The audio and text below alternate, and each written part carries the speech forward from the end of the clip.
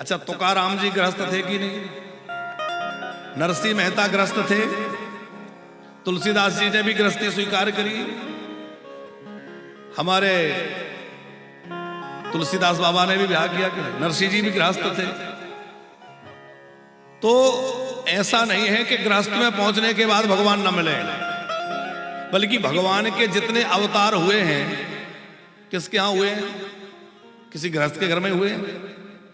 तो हम लोग ये सोच के बैठ जाएं करें हम तो घर गृहस्थी में पड़े हुए, हमें भगवान कैसे मिलेंगे? तो ऐसा नहीं है कि हमें भगवान न मिल सकें, भगवान तो सबको मिलते हैं भैया। क्या होना चाहिए? बोले हृदय में प्रेम होना चाहिए और भगवान को प्राप्त करने की लालसा होनी चाहिए कि मुझे भगवान को पाना है। लालसा नहीं होगी तो चाहे जहां रहो भगवान नहीं मिलेंगे। जंगल में रह के भी वहां भी कुटिया तो बनानी पड़ेगी, कुछ नहीं तो वहां थोड़ा बहुत भोजन का कुछ तो प्रबंध करना पड़ेगा। तो लाभ क्या हुआ? लाभ तो भजन से ही होगा। और चतुर्भुज जी,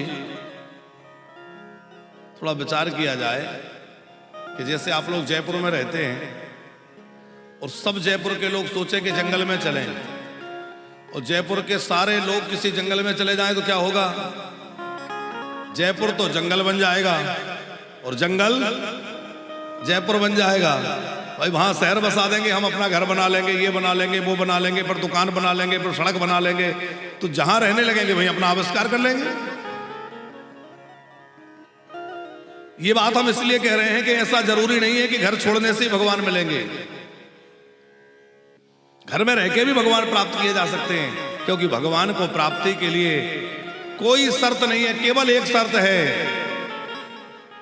राम ही केवल प्रेम प्यारा, राम ही केवल प्रेम प्यारा, राम ही केवल प्रेम प्यारा,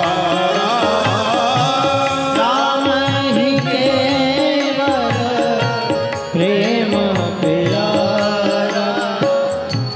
जान ले जो जाननहारा, जान ले जो जाननहारा, जान ले जो जाननहारा। भगवान केवल प्रेम से रीझने वाले हैं। आगे प्रियव्रत जी को जब बहुत प्रकार से ब्रह्मा जी ने समझाया तो उन्होंने विवाह करना स्वीकार कर लिया। अच्छा चलो इस बात को हम थोड़ा सरल ढंग से समझा के आगे बढ़े कि गृहस्थी का रास्ता भी भगवान तक जाता है और व्यक्ति वाला रास्ता भी भगवान तक जाता है। पर रास्ते ये कैसे, इनमें अंतर क्या है? चतुर्भुज जी, एक रास्ता होता है कि जो शहर के बाहर बाहर बाईपास होकर निकल जाता है, एक रास्ता होता है कि जो शहर के बीचों बीच से होकर गुजरता है। तो रास्ते तो आगे जाके दोनों मिल गए, पर शहर के बीच में से जो रास्ता होता है उसमें ट्रैफिक होता है, भीड़ भाड़ होती है, होती कि नहीं? अब उसमें से निकलोगे तो कहीं जाम लगा है, पीछे वाला हॉर्न दे रहा है, आगे बढ़ो आगे बढ़ो। अब आगे तो तब बढ़े जब रास्ता मिले। तो बेचारा खड़ा हुआ व्यक्ति सबकी सुनता है, सबकी सहता है और ध्यान आगे रखता है कि थोड़ी भी जगह मिलेगी, गुंजाइश मिलेगी तो आगे बढ़ जाऊंगा। वो शहर के बीच वाला रास्ता है और बाईपास जो है उसमें कोई भीड़ नहीं है, कोई ट्रैफिक नहीं है, साइन बोर्ड लगे हुए हैं, इधर मुड़ना है, ऐसे मुड़ना है, गति अवरोध, चले जाओ खूब तेज गति में। तो जो व्यक्ति वाला मार्ग है वो है बाईपास की तरह, और जो गृहस्थ वाला मार्ग है वो है शहर के बीच से होके जाने वाला रास्ता। तो गृहस्थ वाले रास्ते में उलझने तो बहुत हैं, रुकावटें भी बहुत हैं, लेकिन एक बात है कि शहर में से होके आप जा रहे हैं, गति धीमी है, रुकावटें भी हैं, पर कदाचित दुर्घटना हो तो बहुत ज्यादा नहीं होगी, क्योंकि धीमे धीमे चल रहे थे, थोड़ा किसी से टकरा गए, सॉरी बोल के चल दिए, कोई बड़ी हानि नहीं होगी। बाईपास से चल रहे हैं, स्पीड बहुत अच्छी है, तेज गति में दौड़े चले जा रहे हैं और वहां कदाचित दुर्घटना हुई तो बचने की संभावना भी बहुत कम रह जाती है। भाई तेज स्पीड में चल रहे थे, अब कहीं कुछ गड़बड़ हो गई तो बचना मुश्किल हो जाएगा। तो गृहस्थी वाला जो रास्ता है इसमें अड़चने और रुकावटें तो हैं, पर इसमें यह है कि गिरने की, पतन की संभावना कम है। धीरे धीरे धीरे धीरे आगे बढ़ते जाओगे तो एक दिन मंजिल तक पहुंच जाओगे। और उस रास्ते में जो वृत्ति वाला है वो भी अद्भुत रास्ता है, कोई बुरा नहीं है।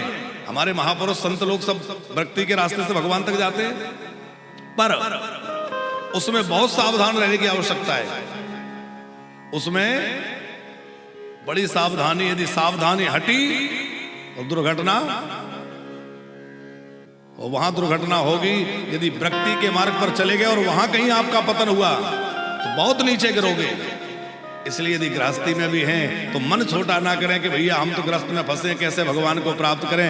गृहस्थ में रह के भी भगवान का नाम लेते रहो और धीरे धीरे आगे बढ़ते रहो, भगवान एक दिन अवश्य मिल जाएंगे। सबकी सुनना है, सबकी सहना है और ध्यान आगे रखना है कि मेरा लक्ष्य क्या है। बोले मुझे भगवान को प्राप्त करना है, भगवान की ओर